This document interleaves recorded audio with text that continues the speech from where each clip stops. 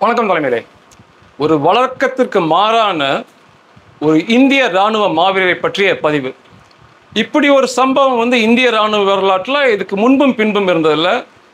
ஏன் உலக இராணுவ வரலாற்றில் கூட இப்படி ஒரு இராணுவ வீரரை பார்க்க முடியாது.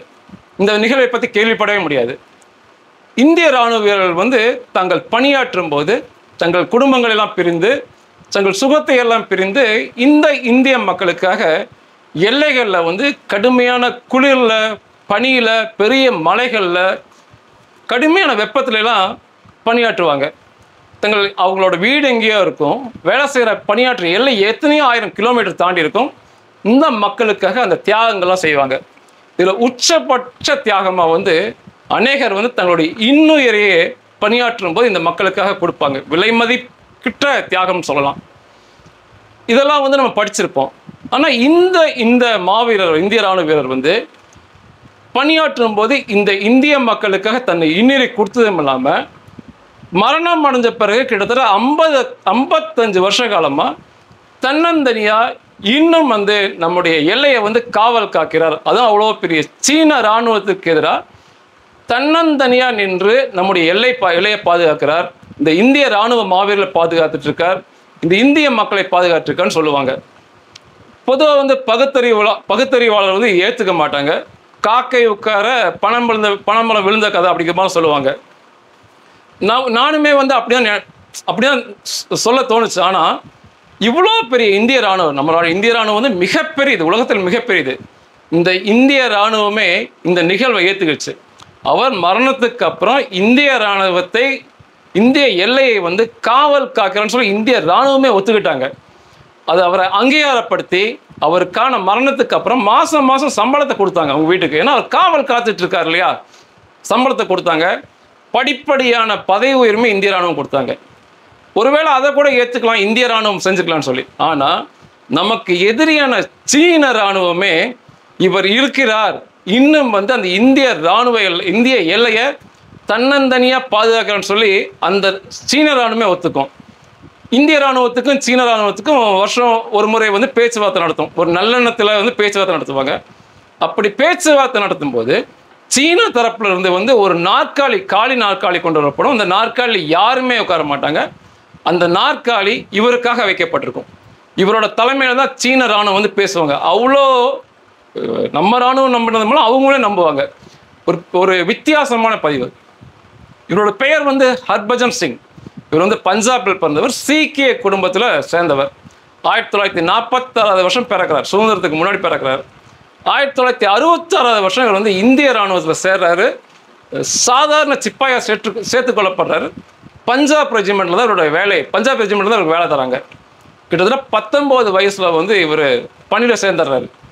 அந்த காலகட்டத்தில் 1968 வருஷத்தில் சிக்கிம் பகுதியிலுமே வடக்கு வங்காள பகுதியில் மிகப்பெரிய கனமழை பெய்யுது. அந்த கனமழையோட விளைவாக கடுமையான வெள்ளம் அந்த பகுதியில் நிலச்சரிவுகள்லாம் ஏற்படுது. ஆயிரக்கணக்கான இந்திய மக்கள் மரணம் அடைஞ்சாங்கன்னு சொல்லி பதிவுகள் சொல்லும். அப்போ அந்த இந்திய மக்களை பாதுகாக்கவும் காப்பாற்றவும் இந்திய இராணுவம் அந்த பணியில் ஈடுபடுத்தப்பட்டாங்க. அதில் ஒருவர் தான் இந்த ஹர்பஜன் சிங். இவர் அந்த பகுதி மலையில் இருக்க மக்களுக்காக உணவுப் பொருட்களையும் சில ஆயுதங்களையும் கழுதைகள் மூலமாக எடுத்துகிட்டு போனார். கழுதைகள், கான்வாய், நிறைய கழுதைகளை வச்சு கொண்டு போகிறார். நம்ம நிறைய பேர் நினச்சிக்குவோம் இந்திய இராணுவம் பொருட்களை கொண்டு போனால், ஆயுதம் கொண்டு போனால் எல்லாமே வாகனம் தானே.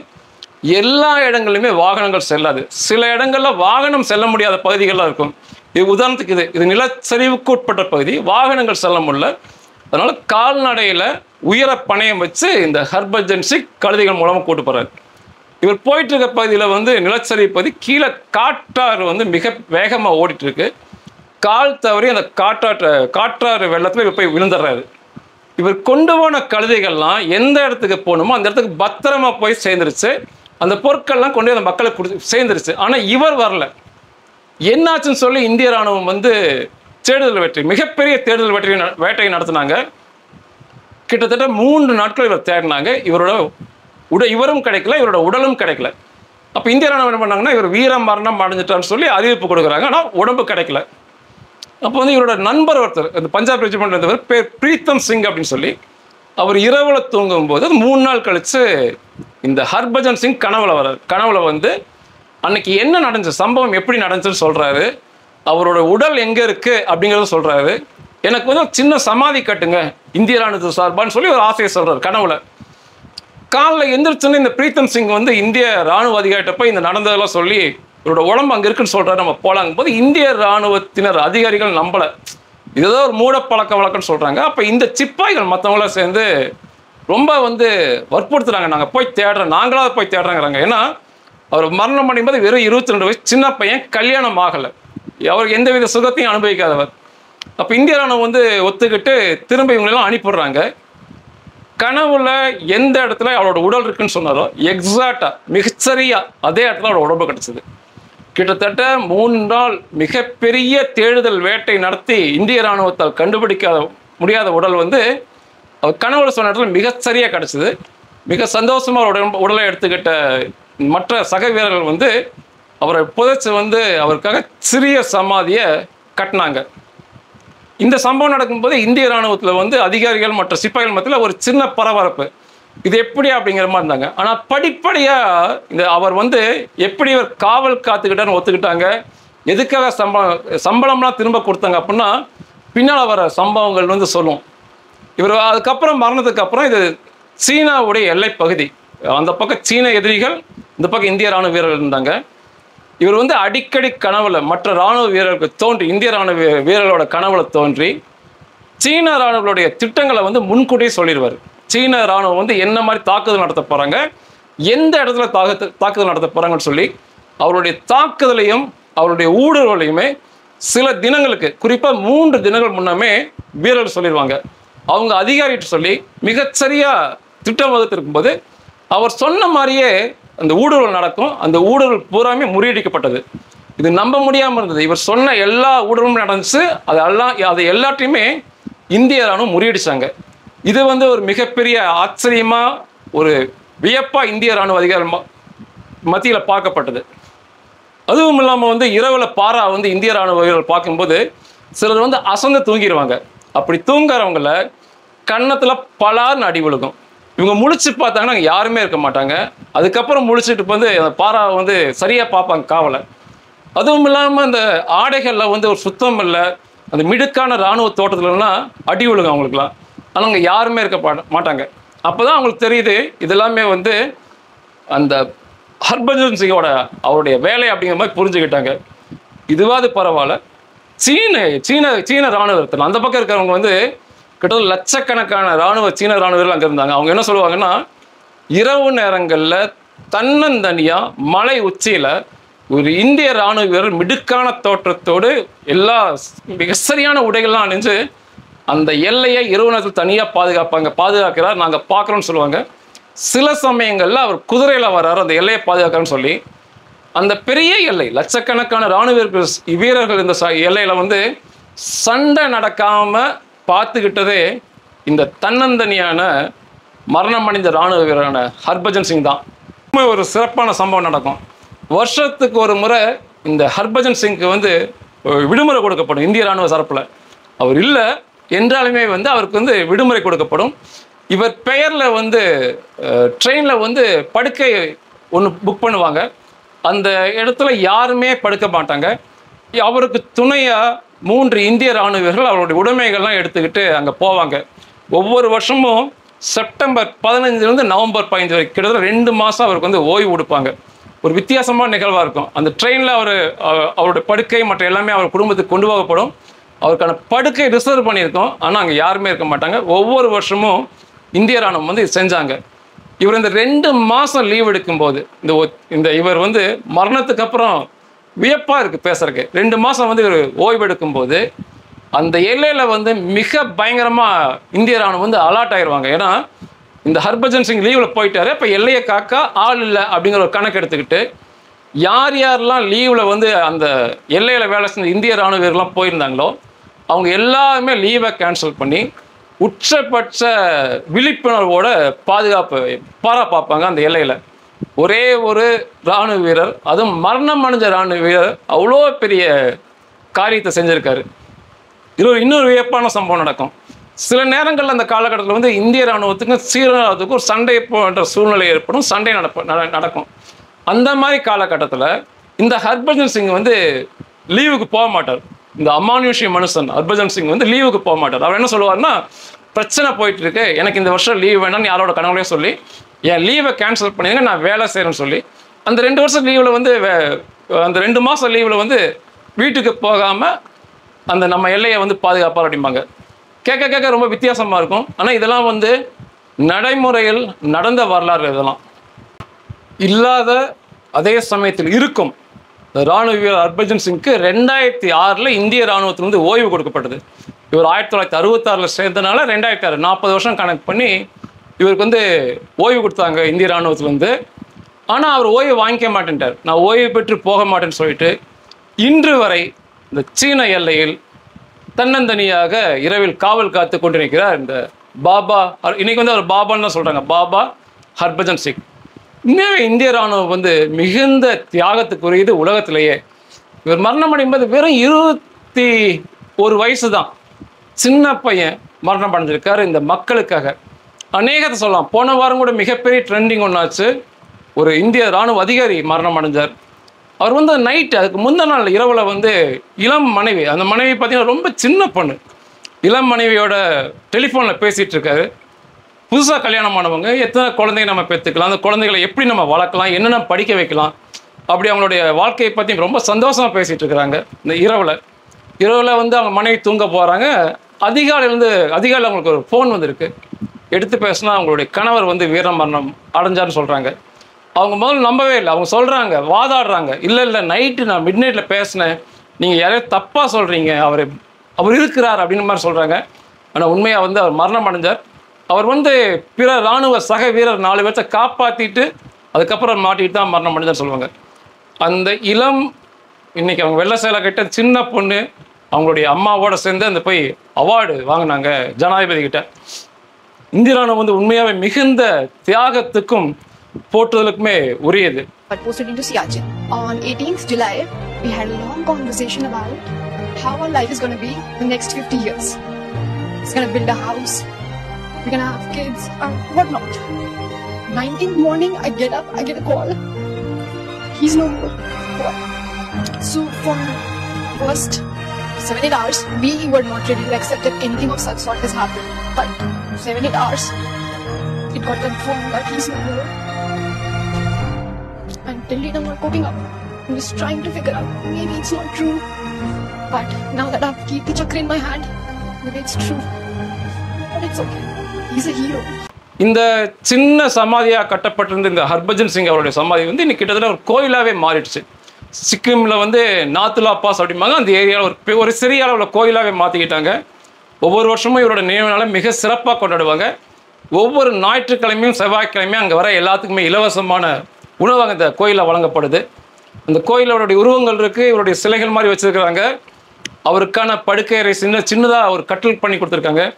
மிடுக்கான சீருடை எப்போவுமே அங்கே தயாராக வச்சுருப்பாங்க. ஏன்னா அந்த ஹர்பஜன் சிங் வந்து எப்போ வேணாலும் போவார். சீருடை தயாராக இருக்கும். ஷூவெல்லாம் ரொம்ப பளபளப்பாக பாலிஷ் போட்டு தயாராக வச்சுருப்பாங்க கட்டில் கீழேயே. அவருக்கான தண்ணீர் மற்றும் இதர காலணிகள் மற்ற பகுதி இதெல்லாம் வந்து வச்சுருப்பாங்க. சொல்கிறாங்க சில நேரங்கள் அந்த பளபளன்னு இருக்க ஷூ வந்து சேரோடு இருக்கும். அந்த கோயிலுக்குள்ளே யாருமே போகிறதில்ல, சேரோடு இருக்கும். அந்த சேரையுமே அவரே சுத்தப்படுத்திக்கிறார் அப்படிங்கிற மாதிரிலாம் ஒரு ஐதீகம் அங்கே இருக்குது. அந்த உள்ளே இருக்க தண்ணீர் வந்து அவர் கொடுக்கப்படுற தண்ணீர் வந்து ஒரு 7 நாள் பார்ப்பாங்க. 7 நாளுக்கு அப்புறம் தண்ணி வெளியே கொண்டு வந்துட்டு வேறு தண்ணி மாற்றுவாங்க. அந்த வெளியே கொண்டு வரப்பட தண்ணீர் வந்து நோயுள்ள மக்களுக்கு கொடுக்கப்படுது. அவருடைய நோயெல்லாம் குணமாகுதுன்னு சொல்கிறாங்க. அவருடைய காலனிகளுமே அப்படி தான். கொஞ்ச நாள் அந்த காலனிகள் வெளியே வந்து புது காலனிகள் உள்ள வைக்கிறாங்க. இந்த பழைய காலனிகள் செருப்பு ஷூவெல்லாம் வந்து இந்த கால் வலி இருக்கிறவங்களுக்கு, காலில் பிரச்சனை இருக்கிறவங்களுக்குலாம் கொடுத்ததெல்லாம் சரியாது அப்படிங்கிறாங்க. இன்றைக்கு வரைக்கும் ஏகப்பட்ட பேர் வந்து கடிதம் மூலமாக உதவி கேட்டு பாபா ஹர்பஜன் சிங்க்கு வந்து உதவி கேட்டு கடிதம் போடுறேன்னு சொல்கிறாங்க. சிக்கிமில் வந்து சிக்கிம் மக்கள் வந்து கஞ்சன்சுங்கா மலைப்பகுதிம்பாங்க, உலகத்தின் 3வது மிகப்பெரிய மலைப்பகுதி. இந்த சிக்கிம் மக்கள் வந்து அதை வந்து ஒரு வெறும் மலையாக பார்க்குறதில்ல, கடவுளாக பார்ப்பாங்க.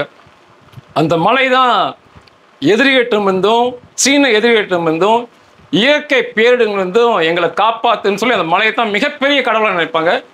அந்த மலைக்கு அடுத்ததாக இன்றைக்கி வந்து இந்த இராணுவ வீரர் ஹர்பஜன் சிங்கான வழிபாடுகள் நடக்குது. அந்த மலைக்கு இணையாக அவ்வளோ ஒரு சாதாரண சிப்பாய் வந்து மலைக்கு இணையாக வந்து அந்த மக்கள்கிட்ட இருக்கிறார்.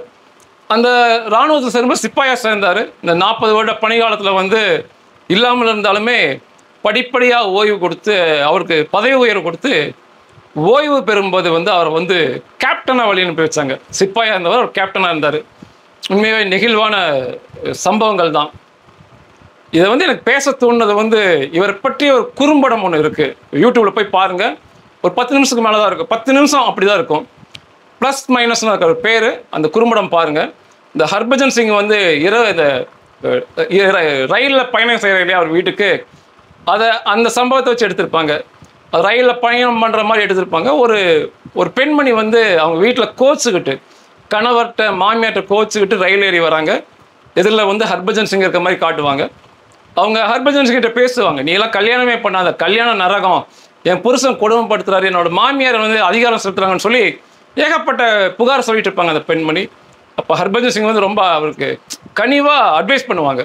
அவங்க சொல்லுவாங்க, மாமியார் உங்களை கொடுமைப்படுத்தலை, உங்கள் கண்ணியத்தை காப்பாற்றுன்னு நினைக்கிறாங்க, நீங்கள் கண்ணியமாக வாழணுங்கிறதுக்காக மாமியார் வந்து உங்களை வந்து ஸ்ட்ரிக்ட் பண்ணுறாங்க, மாமியாருங்கிறவங்க இன்னொரு உங்களுக்கு அம்மா தான் அப்படின்னு சொல்லுவார். அதே போல் வந்து அந்த குறும்படத்தில் காட்டுவாங்க, நீங்கள் உங்கள் கணவரை பற்றி குறையாகவே என்ன சொல்கிறீங்க, நீங்கள் போய் படுத்துக்கிட்டு ஒரு பேப்பரில் எழுதுங்க, அவரோட குறையும் எழுதுங்க, அவரோட நிறைய எழுதுங்க, நல்லதையும் எழுதுங்க, அப்போ உங்களுக்கு புரிய வரும் அப்படிம்பாரு. அப்புறம் அருமையான ஒரு ஒரு கருத்தை சொல்லுவார் ஹர்பஜன் சிங். அதாவது இராணுவ வீரர்கள் வந்து நாங்கள் வெறும் நினைவுகளில் தான் வாழ்வோம் அப்படிம்பாரு. அது உண்மை. அவங்களுக்கு எல்லாமே, அது குறிப்பாக அந்த இராணுவ சிப்பாய்கள் அவங்க குடும்பம் கூடவே இருக்க மாட்டாங்க, நினைவுகளில் தான் வாழ்வாங்க. அவங்களுக்கு ஒரு கடிதம், அந்த காலத்தில் கடிதம் தான் போகும். அவருடைய மகளோ மனைவியோ ஆசை மகனோ கடிதம் போட்டுக்கலாம். அந்த ஒரு கடிதம் 10,000 முறை அவரால் படிக்கப்படும். 10,000 முறை அவர் படிச்சுக்கிட்டே இருப்பார். ஒரே அர்த்தம் தான், ஒரே வார்த்தை தான் என்றாலும் அந்த நினைவுகள் 10,000க்கு மேலே இப்போ கடிதம் படிப்பார். அவ்வளோ ஒரு சந்தோஷம். நம்ம வந்து நினைவுகளில் நிஜத்தில் வாழ்வோம். இப்போ நமக்கு ஒரு குழந்தைய பிறந்திருக்கு, நம்ம குழந்தைகளை எடுத்து கொஞ்சுவோம், பாதுகாப்பாக இருப்போம், ஸ்கூலுக்கு சேர்த்து விடுவோம். அது எதுவுமே அங்கே இருக்காது. குழந்தைகள் பண்ணால் ஒரு வேளை வந்து பார்க்கலாம், அவ்வளோதான். மற்றபடி அவர் கொஞ்ச முடியாது, அந்த குழந்தையை பாதுகாப்பாக வளர்த்த முடியாது, அவருடைய அப்பா அம்மாவை பத்திரமா பார்த்துக்க முடியாது, மனைவி கூட இருக்க முடியாது. ஒருவேளை திடீர்னு கூப்பிட்டு வந்து எங்களுக்கு உடம்பு சரியில்லைன்னு சொன்னாலுமே அந்த நேரத்தில் போய் சேர முடியாது. எதையுமே அவர் செய்ய முடியாது. தன்னுடைய எல்லாவற்றையுமே இந்த மக்களுக்காக தியாகம் செஞ்சு எல்லையில் போய் நிற்பார். உண்மையாகவே போற்றுதற்கு ஒரு விஷயந்தான். அப்போ அந்த ஹர்பஜன் சிங் பெண்மணி சொல்லுவார், நினைவுகளில் வாழ்கிற நாங்களே சந்தோஷமாக வாழும்போது நிஜத்தில் வாழ்கிற நீங்கள் நிச்சயமாக நீங்கள் சந்தோஷமாக இருக்கணும், உங்களுக்காக தான் நாங்கள் வந்து இவ்வளோ கஷ்டப்படுறோம், இந்த மக்களுக்காக, நீங்களாம் சண்டை போட்டுக்கூடாதுன்னு அழகாக அட்வைஸ் பண்ணுவாங்க. அதுக்கப்புறம் அந்த பெண்மணி திருந்திடுவாங்க. அவங்க அப்படியே அந்த கணவருடைய குறையும் நிறைய எழுதும்போது நிறை அதிகமாக வரும், நல்லது அதிகமாக வரும்போது மனசு மாறிடுவாங்க. அவரோட கணவர்கிட்ட பேசி நிகழ்ச்சியாக சேர்ந்துருவாங்க. அவங்க கணவர்கிட்ட சொல்லுவாங்க, நான் வந்து ஒருத்தர் அறிமுகப்படுத்தி வைக்கிறேன், ஒரு சின்ன பையன்தான், இந்தியன் சோல்ஜர் அறிமுகப்படுத்திக்கிறேன் வாங்கன்னு சொல்லி அந்த ரயில்வே ஸ்டேஷனில் வர சொல்லும்போது பார்க்கலாம்னு போகும்போது அங்கே ஹர்பஜன் சிங் இருக்க மாட்டார். வேறு 2 ராணுவ வீரர்கள் மட்டும் தான், அவருக்கு துணையாக வந்தவங்க மட்டும் தான் இருப்பாங்க. இந்த பெண்மணி போய் கேட்பாங்க, எங்கள் நைட்டு ஒருத்தர் பேசிக்கிட்டு இருந்தார், எங்கே அவரால் தான் நாங்கள் ஒன்றா சேர்ந்துருக்கோம் அப்படிம்பாங்க.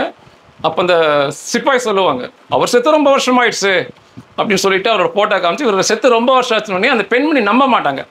அப்போ அவங்க சொல்லுவாங்க, ஒரு குறையாக சொல்லுவாங்க, உங்களுக்கு கிரிக்கெட் வீரர்களை தெரியுது, நடிகர் தெரியுது, ஆனாலும் வந்து எங்கள் ராணுவ வீரர்களை பற்றி தெரிஞ்சு வச்சுக்கவே மாட்டீங்க, எங்களுக்கு ரொம்ப சங்கடமாக இருக்குன்ட்டு அந்த சின்ன பசங்க 2 ராணுவர்கள் சொல்லிட்டு நீங்கள் போய் இன்டர்நெட்டில் தேடி பாருங்க அப்படிம்பாங்க. அப்போ இந்த கணவனும் மனைவி வந்து இன்டர்நெட் தேடும்போது இந்த பாபா ஹர்பஜன் சிங் பற்றி நான் பேசியது எல்லாமே அப்படி தொடர்ச்சியாக வரும். ரொம்ப நெகிழ்ச்சி அடைந்த அந்த பெண்மணி அந்த கணவரோட ரொம்ப சந்தோஷமாக சேர்ந்து அந்த மாமியாரோடையும் சேர்ந்து ரொம்ப சந்தோஷமாக அந்த குடும்பம் இருக்க மாதிரி முடிச்சிருப்பாங்க. உண்மையாகவே இந்த குறும்படத்தை பாருங்கள், பேர் வந்து ப்ளஸ் மைனஸ் அப்படின்னு சொல்லி யூடியூப்பில் இருக்கும். அவர் சொன்னது 2 வந்து எனக்கு உறுத்திக்கிட்டே இருக்குது.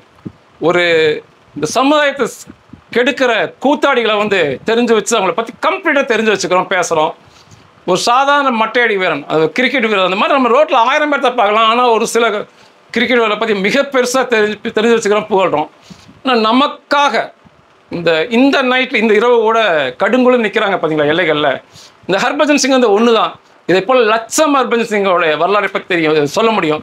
நம்ம என்னைக்காவது தெரிஞ்சு வச்சுக்கிறோமா அப்படின்னா நிச்சயமாகவே கிடையவே மிக ஒரு வருத்தத்துக்குரிய விஷயம். அதே போல் அவங்க சொல்கிற மாதிரி அவங்க வந்து நினைவுகளில் மட்டுமே வாழ்கிறாங்க, அவங்க நிஜத்தில் வாழவே இல்லை. நினைவுகளில் மட்டும்தான் இந்திய ராணுவர்கள் வாழ்ந்துட்டு இருக்காங்க. நம்ம நிஜத்தில் வாழ்கிறோம். அப்போ நம்ம இன்னுமே அதிகமாக சந்தோஷமாக இருக்குன்னு சொல்லி அவர் சொல்கிறதெல்லாம் உண்மைதான். நம்ம அந்தளவுக்கு சந்தோஷமாக இருக்குன்னு அவங்க விரும்புகிறாங்க.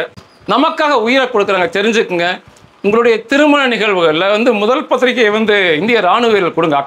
உங்களுக்கு கண்டிப்பாக பக்கத்தில் வந்து அந்த இராணுவ நிலையம் கண்டிப்பாக இருக்கும். போய் கொடுங்க, முதல் பத்திரிகை கொடுங்க. அவங்களுடைய ஆசீர்வாதம் வந்து மிக சிறப்பானதாக இருக்கும். அவங்க நேரில் சில தடவை நான் வந்து பார்த்துருக்கேன். கண்டிப்பாக நான் யார் பத்திரிகை கொடுத்தாலும் வாழ்த்து செய்திகளை நிச்சயமாக அனுப்புவாங்க. இந்திய ராணுவ அதிகாரப்பூர்வமாக வாழ்த்து செய்தி உங்களுக்கு வரும். உங்களுடைய நல்ல நிகழ்வுகள் எல்லாத்துக்குமே அவங்களுக்கு அழைப்பு கொடுங்க. நிச்சயமாக வாழ்த்து செய்தி அனுப்புவாங்க. சில சமயம் அவங்க நேராக வரக்கும் வாய்ப்பு இருக்குது. அவர்கள்லாம் வந்து கலந்துக்கிறாங்க அப்படின்னா அது மிகப்பெரிய ஆசீர்வாதமாக நம்ம குடும்பத்துக்கும் நம்ம வீட்டுக்கும் இருக்கும். நம்ம வந்து அவருக்கு எந்தவித பொருளாதார உதவியெல்லாம் செய்ய தேவையில்லை. அவங்க நல்லா நம்ம அதெல்லாம் அவங்க எதிர்பார்க்கறதும் இல்லை. உங்களுடைய நினைவுகளில் வந்து நிச்சயமாக அவங்கள வச்சுக்குங்க. அவங்களுக்குரிய போற்றுதல், அவங்களை நல்லா போற்றுங்க, புகழுங்க. உங்களுடைய வேண்டுதல்கள் வந்து அவர்களுக்காக எப்போவுமே அவர்களுக்காக வேண்டுதல் செய்யுங்க. ஒரு ஹர்பஜன் சிங் பற்றி இப்போ பேசணும். வெறும் 22 வயசில் சின்ன பையனை செத்தவர். இதை போல் லட்சக்கணக்கான மாவீரர்கள் நம்ம இந்திய ராணுவத்தில் இருக்கிறாங்க. அவர்களுக்காக எப்போவுமே உங்களை வேண்டுதலில் வச்சுக்கோங்க. நன்றிகள்.